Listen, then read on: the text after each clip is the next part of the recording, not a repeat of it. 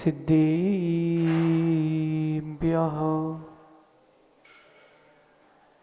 कारणमकारम्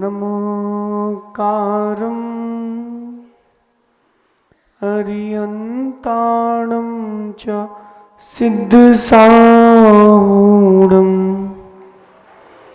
वोच्छामि पायिवयणम् भव्याणं सयल जीवाणम् नमो अरन्ताणं नमो सिद्धाणं नमो आयिरीयाणं नमो वज्रायाणं नमो लोये सब साहूढ़म।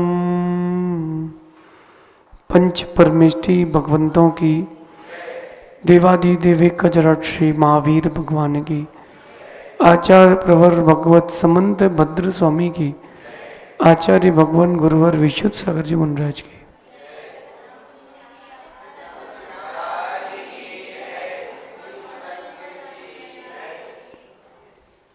ये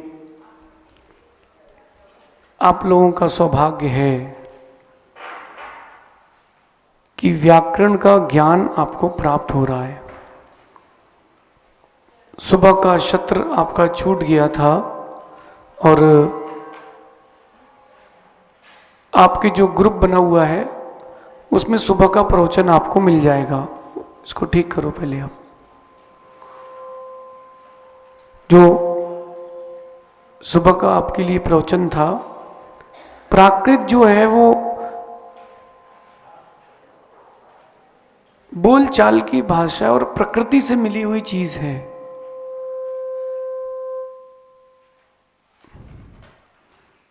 ओ शिवा, समय देख भाई। प्राकृत जो है वो सामान्य बोलचाल की भाषा, और शायद हिंदी सीखना कठिन है लेकिन प्राकृत सीखना सरल है। आप सभी के पास ये प्रथम अध्याय का पत्र है ना? बहुत सरल है। प्रारंभ से प्रारंभ करते हैं अपन। यहां प्रारंभ से प्रारंभ करते हैं। पंडित जी अब आप गेट लगा दो। जिनको आना है वो आ चुके हैं, अब आप गेट बंद कर दीजिए। सुनिए, प्राकृत मतलब होता है स्वाभाविक, नैसर्गिक। आप सब प्रतिबुद्ध लोग हैं, आपके लिए बहुत सारी बातें नहीं बताई जाएंगी, आप समझ जाएंगे। मंगलाचरण में मैंने भगवान समंतभद्र स्वामी की जय बोली है, क्योंकि विश्व की सबसे प्राचीन प्राकृत व्याकरण जो थी वो भगवान समंतभद्र स्वामी के द्वारा लिखी हुई थी। और काल क्रम से वह प्राकृत लक्षण नाम की जो व्याकरण थी, प्राकृत लक्षण उसका नाम था, वो लुप्त हो गई। विद्वेषियों ने उसी का सबसे पहले अभाव कराया और उस प्राकृत व्याकरण के अभाव होने पर अन्य अन्य मतों में अन्य अन्य विद्वानों ने भी बहुत सारे प्रकार की प्राकृत व्याकरण लिखी है। जिनको सूत्रों से पढ़ना हो,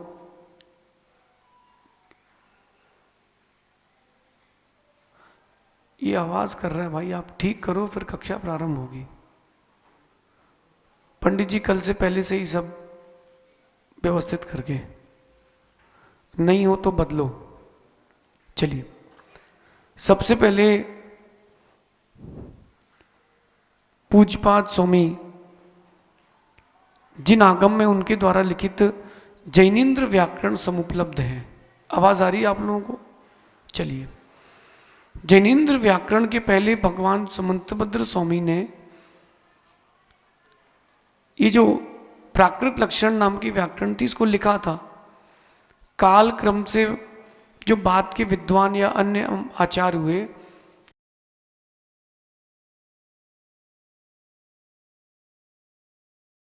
सरलीकरण से पढ़ेंगे। सूत्रों से पढ़ना थोड़ा सा कठिन होता है, अपन बिना सूत्रों के पढ़ेंगे। प्रारंभ करते हैं प्रारंभ से। यह प्रथम अध्याय है और इसमें अपन केवल इंट्रोडक्शन करेंगे। इंट्रोडक्शन, आप कहाँ से आए हैं, आपका नाम,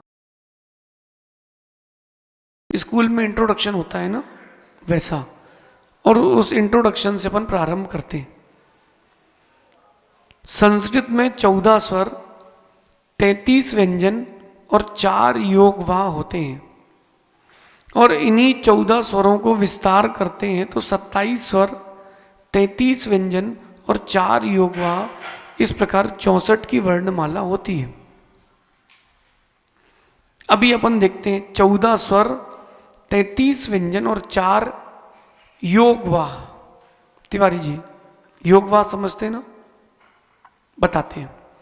अ आ इ ई उ ऊ ऋ ऋ लिर लिरी ए ऐ ओ औ। कितने हो गए? आप लोग रिपीट करोगे क्या? एक बार करिए।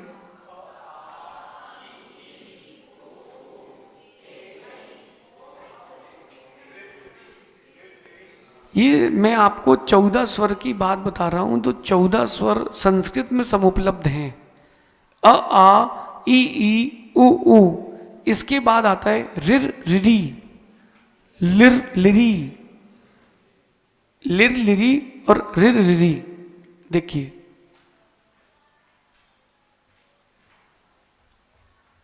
ये क्या लिखा है, और ये रिर, ये और ये, तो रिर रिरी लिर लिरी, भूलना नहीं। फिर इसके बाद ए आई ओ औ, और फिर उसके बाद अम आ यहाँ नहीं रखेंगे। ये हो गए आपके 14 स्वर संस्कृत के।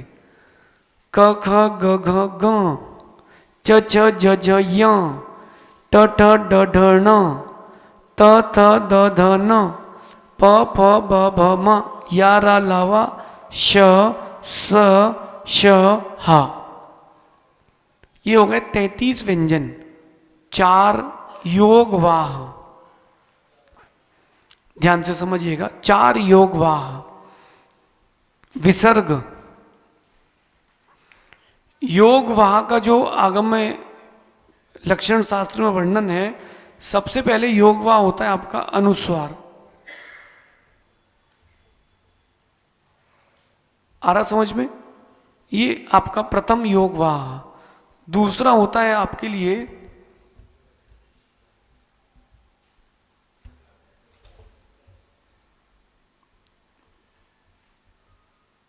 विसर्ग, ये दूसरा योगवाह।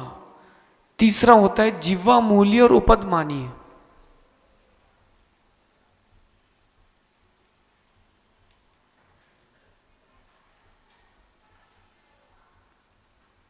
वर्तमान में दोनों अनुपलब्ध हैं। इस प्रकार से इनकी संरचना होती थी। वर्तमान में सबसे अंतिम आचार्य सोमदेव सूरी हुए जिन्होंने इनका प्रयोग किया है, सबसे अंतिम। अब ये 2 योगवाह चलते हैं, ये दोनों अब अनुपलब्ध हो गए हैं। प्राकृत में केवल एक ही योगवाह है, अनुस्वार। अब अपन प्राकृत का विचार करते हैं, तो प्राकृत में अपने पास 8 स्वर दिए हुए हैं। देखिए प्रथम अध्याय में 8 स्वर और 31 व्यंजन। तो कौन कौन से स्वर नहीं है बताएगा कोई? बताइए। हाँ हाँ बताइए।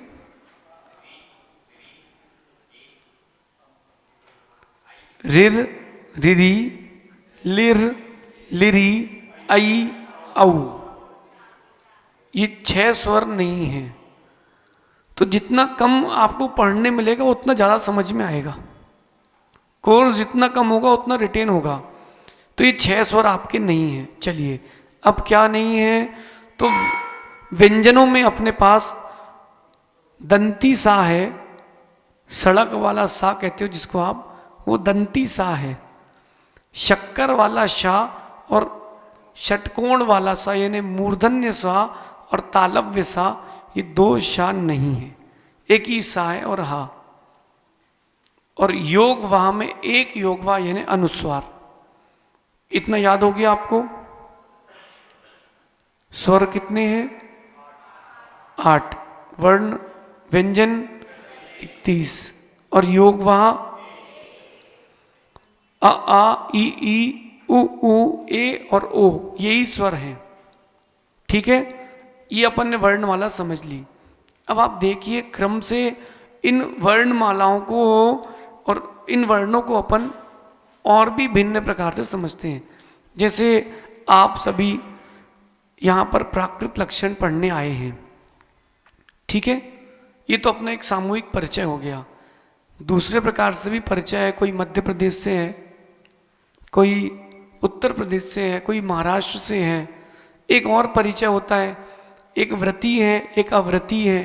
एक और परिचय होता है कि ये जैन है, ये ब्राह्मण है। एक और परिचय होता है ये स्त्री है, ये पुरुष है।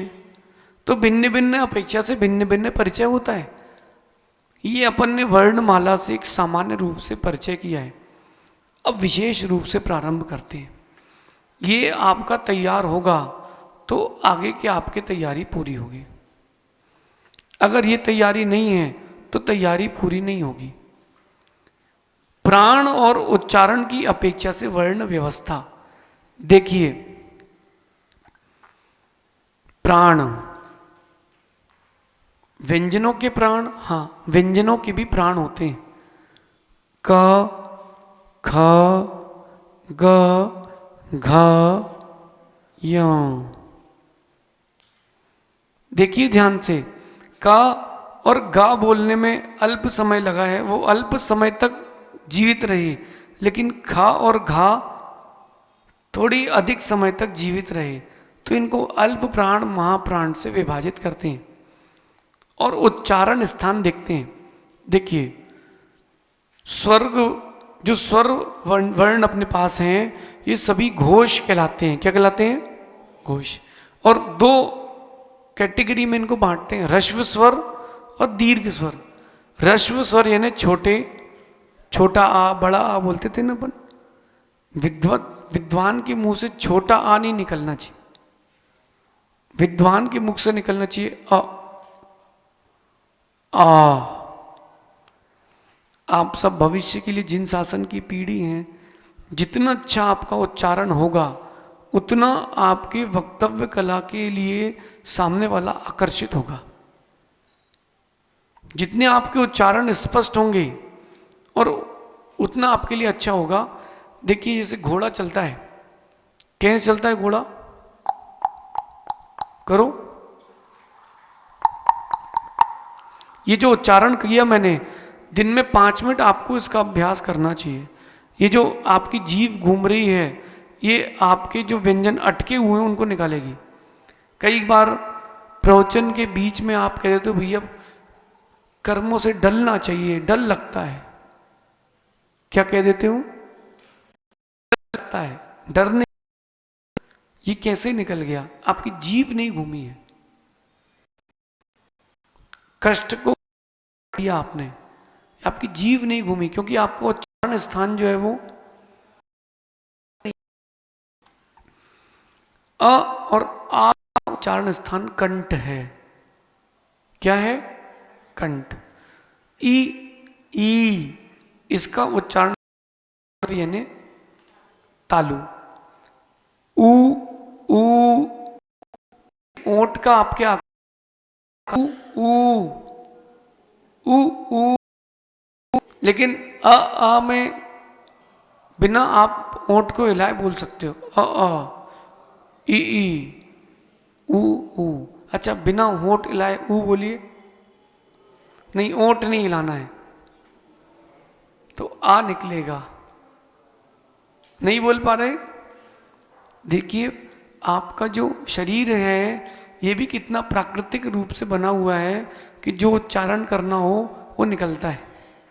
ऊ, ऊ। और बिना ओंठ हिलाए ऊ नहीं निकल सकता, जबकि आवाज तो यहीं से आ रही ना। बहिरंग भी साधन चाहिए।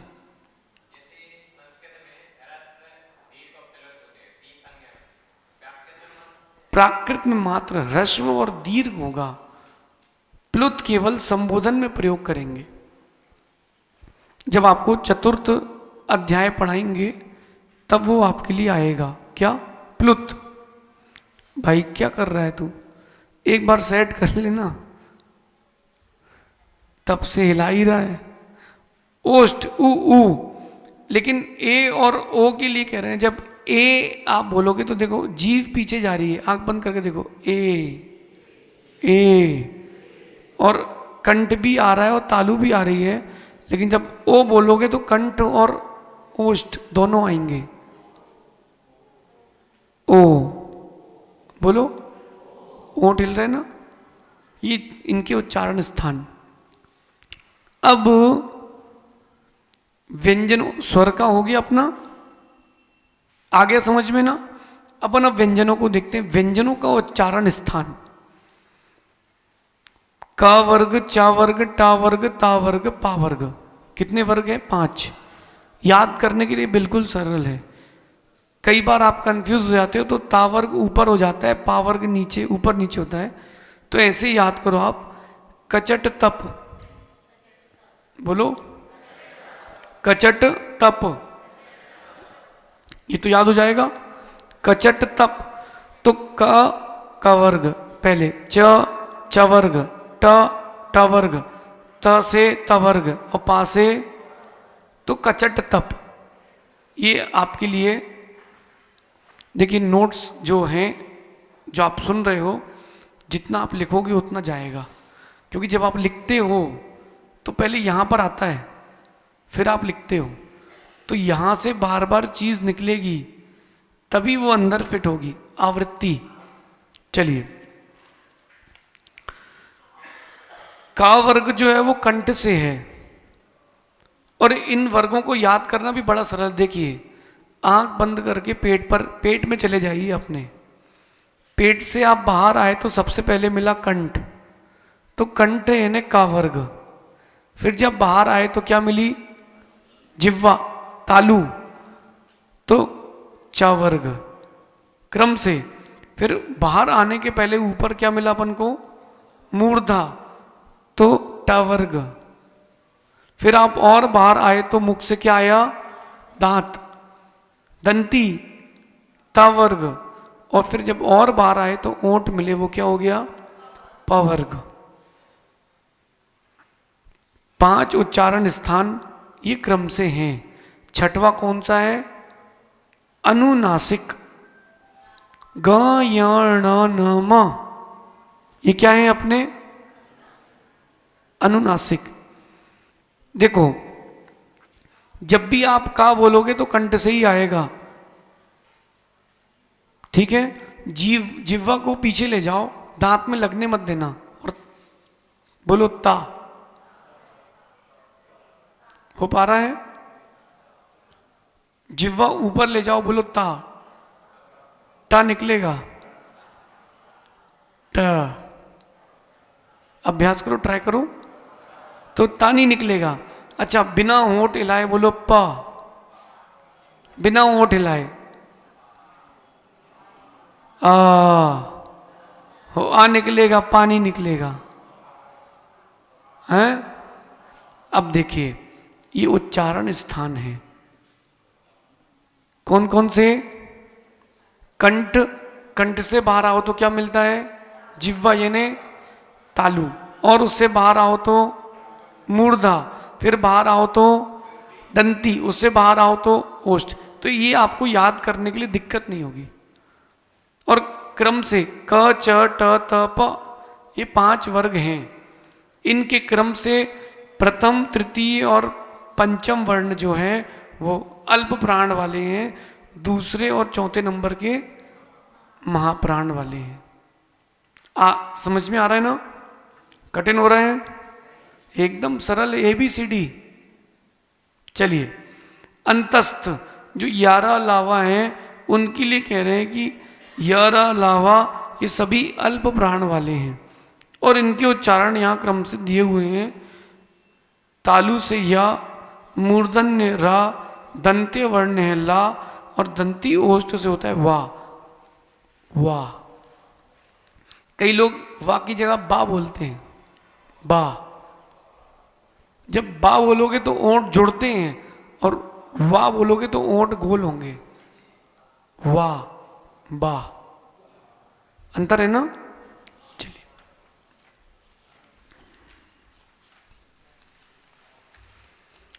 और जो सा सड़क वाला आप कहते हो, दंती सा है। आप कहीं वक्तव्य के लिए गए हो और तत्वार्थ सूत्र जी पढ़ा रहे हो, तो आप बोलना तत्वार्थ सूत्र, तत्वार्थ सूत्र नहीं, यहां पर दंती सा है। आपके इन शब्दों से आपके विद्वत्ता का परिचय मिलेगा। ये वाला जो सा है,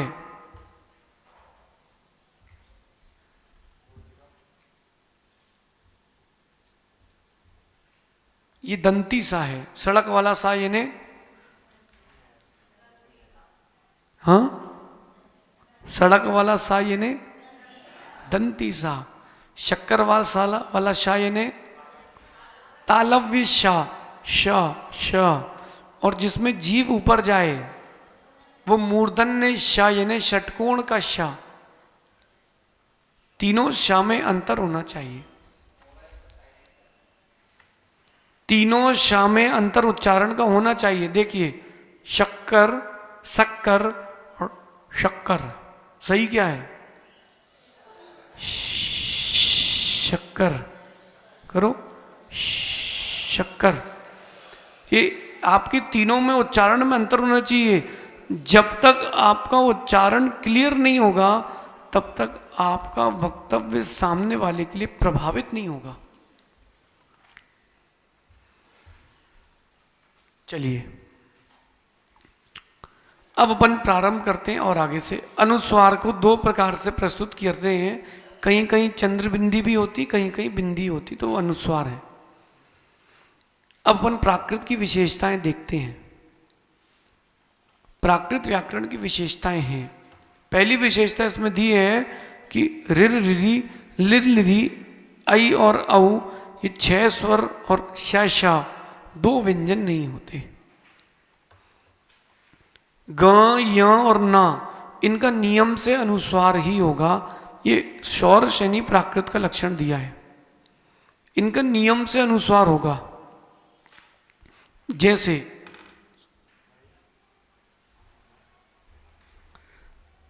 ये लिखा हुआ है, क्या लिखा है ये? पंक। इसमें ग खुला हुआ है ना, तो इसके लिए पंख। क्या दिया ये? पंख। गा का अनुस्वार ऐसे ही यहां लिखा है,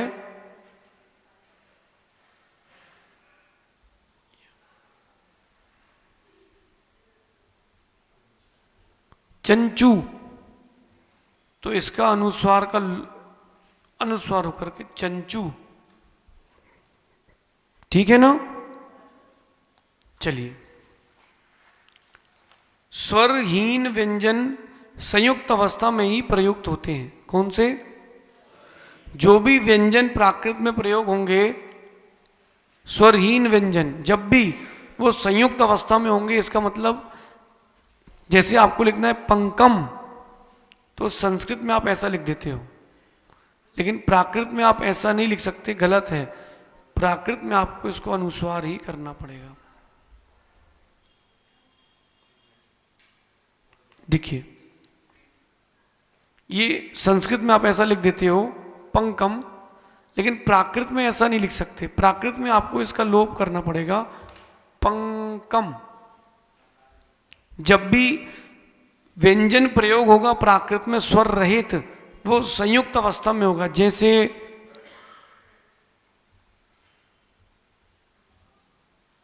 कम,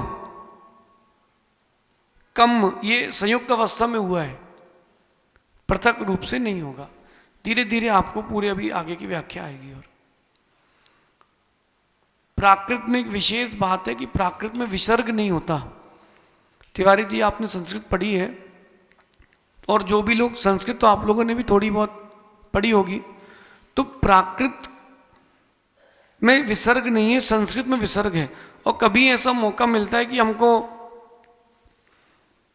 संस्कृत के शब्द प्राकृत में लिखना है सीधे, तो उसके लिए यहाँ कह रहे हैं कि 3 विधाएं ये प्राकृत में उपलब्ध हैं।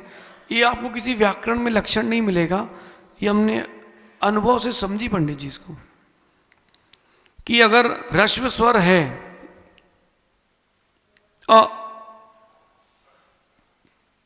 ह्रस्व स्वर आ, उसके बाद विसर्ग आता है, तो उसके लिए विसर्ग का लोप और आ को ओ होता है। देखिए जैसे शब्द है अपने पास देवा, दिख रहा है ना, देवा, और विसर्ग का लोप और आ को ओ, तो जो देव इसमें आ है और विसर्ग है, तो विसर्ग का लोप और आ को ओ, तो ये हो गया अपना देवो। ये बन गई प्राकृत और ये हो गई संस्कृत। विसर्ग के पहले ह्रस्व स्वर आता है तो ओ, और उसका लोप करके विसर्ग का देवो, बिल्कुल सरल है। अच्छा अब आप लोग बनाकर बताइए, जैसे कि एक शब्द आता है विमलाह, तो क्या हो जाएगा, विमलो, सागरह, सागरो, एकदम इसमें कोई दिक्कत नहीं आएगी। जैसे कहीं लिखा है रामः, रामो, आ स्वर है तो, अगर ई और ऊ स्वर आ गया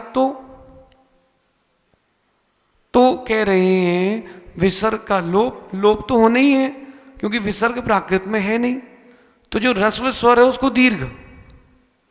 बहुत सरल है पंडित जी। देखो एक शब्द अपन जो इसमें दिया हुआ है मति, क्या शब्द दिया है,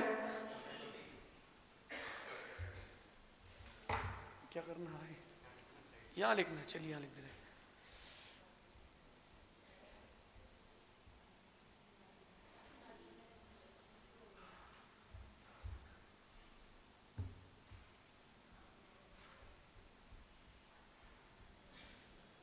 शब्द क्या लिखा ये, मति।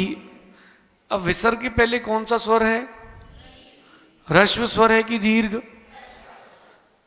ई और ऊ के आने पर विसर्ग का लोप और ई को दीर्घ, तो हो गया मति। और प्राकृत में आगे आपको पढ़ाएंगे ताको दा होता है, तो मदी, मदी सुध नाण बलेण दू, मदी।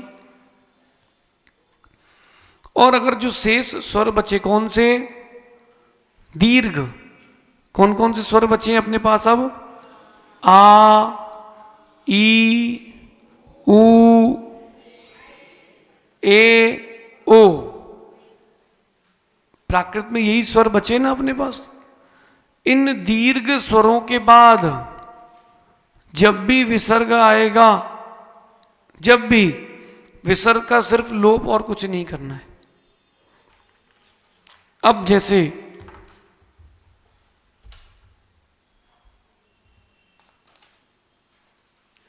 शब्द देखते हैं कि अपन,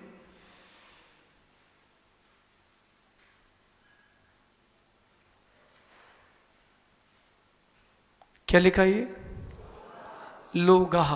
इसको प्राकृत में करेंगे तो क्या होगा, लोगाह, विसर्ग का लोप, लोगो। अच्छा एक शब्द और देखिए,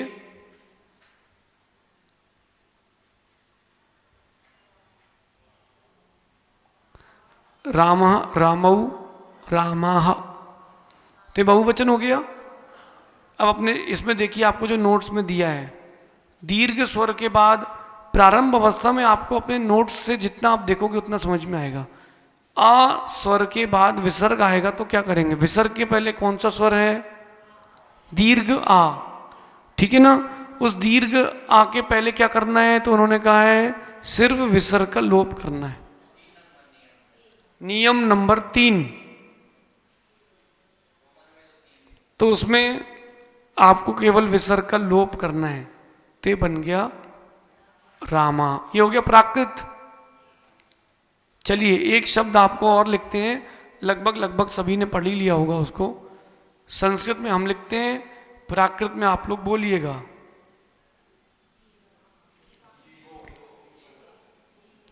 जीवा का क्या बनेगा? जीवो। सरल है, कठिन लग रहा अभी थोड़ी बहुत, इससे सरल नहीं कर सकते। चलिए प्राकृत की एक विशेषता और देखते हैं। प्राकृत में कभी भी 3 व्यंजन एक साथ नहीं चलते। संस्कृत में तो उपलब्ध होते हैं, जैसे लिखा है भक्त्या, भक्त्या 3 व्यंजन एक साथ हो गए। चंद्र, चंद्र शब्द है,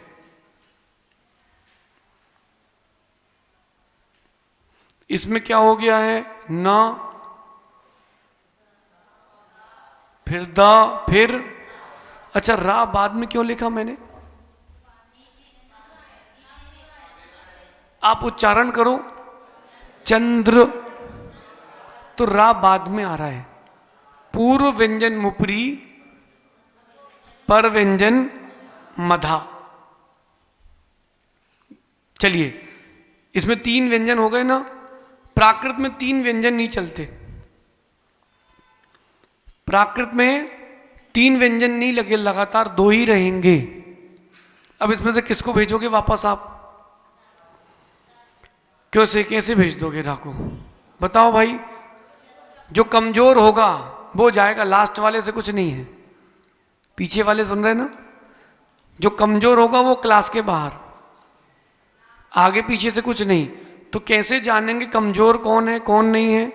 तो ये 9 नंबर का नियम दिया है, विशेषता। देखो आप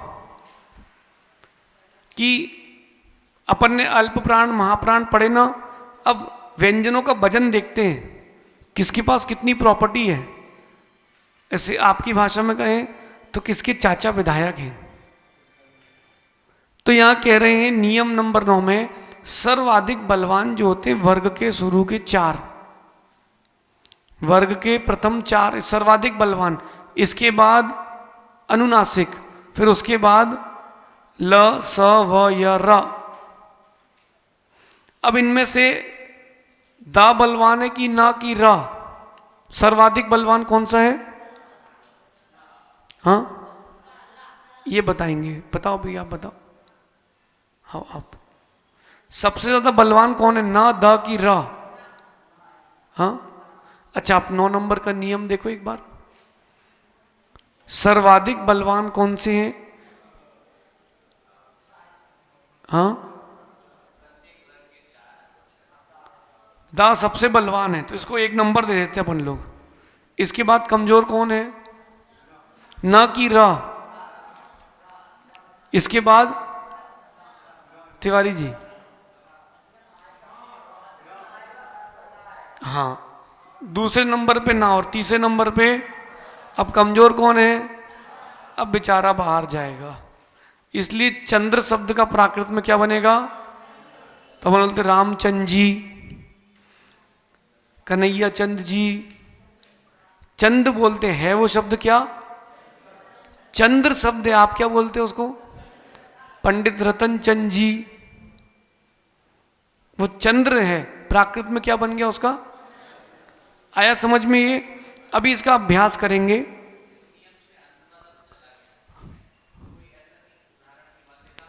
हाँ मध्य का भी चला जाएगा।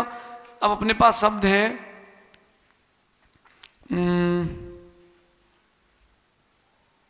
मध्य का भी देख लेते हैं अपन लोग। इसमें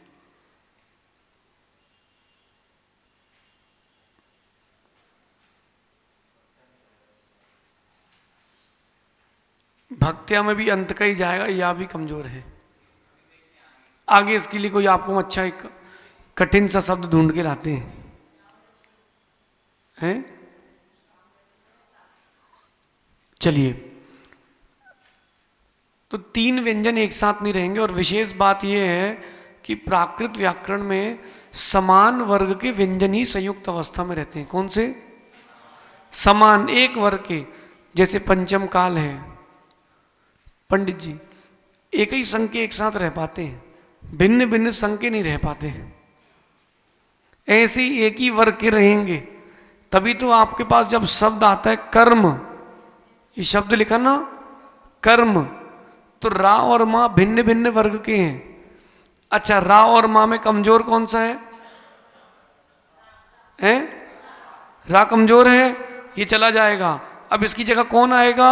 ये अपने वर्ग का आदमी बैठाएगा, बीजेपी की जगह बीजेपी, कांग्रेस की जगह। तो ये माँ जो है अपने वर्ग का लाएगा, तो क्या बन गया ये कैसे बना है, इसकी प्रक्रिया अपन अब समझेंगे। और विशेष बात, दो नियम और विशेष हैं कि संयुक्त के पहले का ह्रस्व, ये प्राकृत की विशेषता है। संयुक्त के पहले के शब्द को ह्रस्व करते हैं, जैसे तीर्थ को तित्थ, मार्ग को मग्ग। कभी तीर्थ शब्द को तित्ते पढ़ा? हाँ, जब कभी आप प्राकृत पढ़ोगे तो आपको तित्त मिलेगा। 24 तित्यरे, तित्यर भावना। और कहते हैं मार्ग, मग्ग, मग्गो मग्ग फलम तिया, एक शब्द आता है नियम सार जी में। संयुक्त के पहले का ह्रस्व, और प्राकृत में प्राय करके संयुक्त अक्षर पहले नहीं आते। देखो पंडित जी यहां कम करते जा रहे हैं, यहां आपके लिए चीजें छांटी जा रही हैं, वापस कम की जा रही हैं, ताकि आपको याद करने में तकलीफ ना हो। और जिसके ऊपर भी अनुस्वार आता है उसको ह्रस्व कर देते हैं। ये तीन बातें जो हैं ये आपको विशेष रूप से आना चाहिए, क्योंकि प्राकृत में शब्द बनाना कठिन है, संस्कृत में उनके रूप बनाना कठिन है। संस्कृत पढ़ी आप लोगों ने? तो उसमें बोलते हैं रामः रामौ रामः, सियौजस अम औसस, टाभ्याम भिस, गेभ्याम व्यस, गसिभ्याम व्यस, गस ओस आम, गी ओस सुप, का तंत्र व्याकरण। तो ये सारे प्रत्यय लगाओ तब रूप बनेंगे, फिर किसी में कुछ किसी में कुछ। प्राकृत में इतना नहीं है, प्राकृत में शब्द बनाना कठिन है, संस्कृत में रूप बनाना कठिन है। और शब्द बनाने की प्रक्रिया वो मुख्य है। आज आप परस्पर में हिंदी में बात करते हो, कभी आप परस्पर में प्राकृत में बात करो तो कितना अच्छा लगेगा।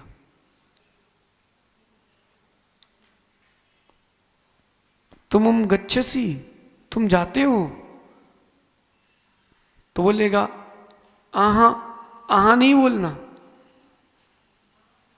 नो, अहम गच्छसामि, मैं जाऊंगा। वो क्या, आप उससे पूछे तुम जा रहे हो क्या, वो कह रहा नहीं मैं जाऊंगा। ऐसा प्रयोग आपको परस्पर में करना पड़ेगा, तब आप ज्ञानी बनोगे।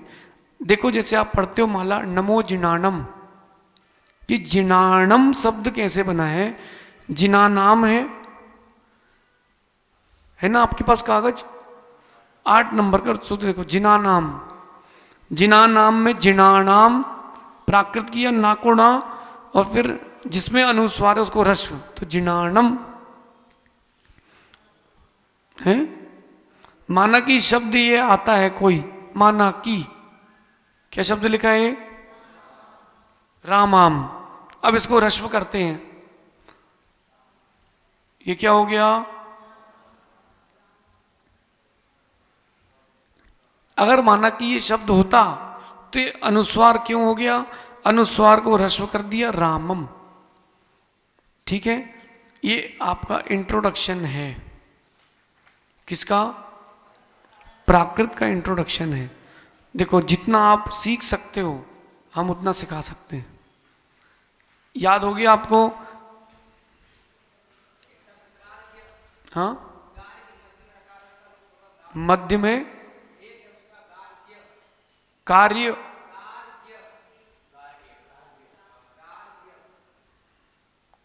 ये बोल रहे हो? ये चलिए अब इसमें देखते हैं। देखिए तिवारी जी ने अच्छे शब्द बताया है, गार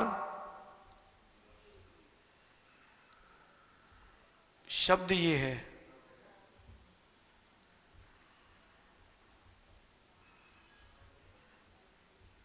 शब्द क्या हो गया ये? गार्ग्य। ठीक है, अब इसमें से कमजोर कौन सा है? रा की या? रा तो गया, अब क्या बचा? गा और या। ये एक ही वर्ग के हैं कि अलग अलग वर्ग के? अलग अलग वर्ग के हैं, तब इनका झगड़ा होगा। पहले 3 में से एक पार्टनर को अलग कर दिया है, अब कितने बचे? अब एक को और भगाएंगे। कमजोर कौन सा है फिर से? वो और भेजो उसको। अब कौन आएगा इसकी जगह? गा आएगा। भाई अपनी पार्टी का लाएगा ना वो तो ग और फिर ग फिर अ, तो ये शब्द बनेगा आपका गाग। लेकिन संयुक्त के पहले ये संयुक्त अवस्था आ गई ना, 2 गा जो आ गए हैं ये संयुक्त अवस्था है। इसके पहले का ह्रस्व तो ये बनेगा गर्ग का जो भाव है वो गार्ग्य, और उस गर्ग का गार्ग्य बनके गग्ग बनेगा। ये पूरी प्रक्रिया आपको आगे पढ़ाई जाएगी पूरी। ठीक है, तैयारी है? अब है? अभी आपके लिए आधा घंटे का विश्राम, छुट्टी। बैठ करके पढ़ना हो तो पढ़ सकते हो आप लोग। आधा घंटे के लिए आपको थोड़ा सा रेस्ट देते हैं, फिर आधा घंटे बाद अपनी कक्षा फिर से प्रारंभ होगी। अभी अपन ने क्या पढ़ा है? प्राकृत में वर्ण विचार है। प्राकृत में वर्ण विचार, क्या क्या वर्ण विचार है प्राकृत में अपने पास? कितने? 8 स्वर, फिर 31 व्यंजन, 1 योगवाह, फिर इसमें 3 स्वर ह्रस्व हैं, 5 स्वर दीर्घ हैं। इनके 5 व्यंजनों के 5-5 वर्ग हैं। इनके उच्चारण स्थान कंठ, फिर तालु, फिर मूर्धा, फिर दंती, फिर ओष्ठ। देखो इन्हीं से शब्द बाहर आएंगे। ठीक है, बाहर आ गए ना।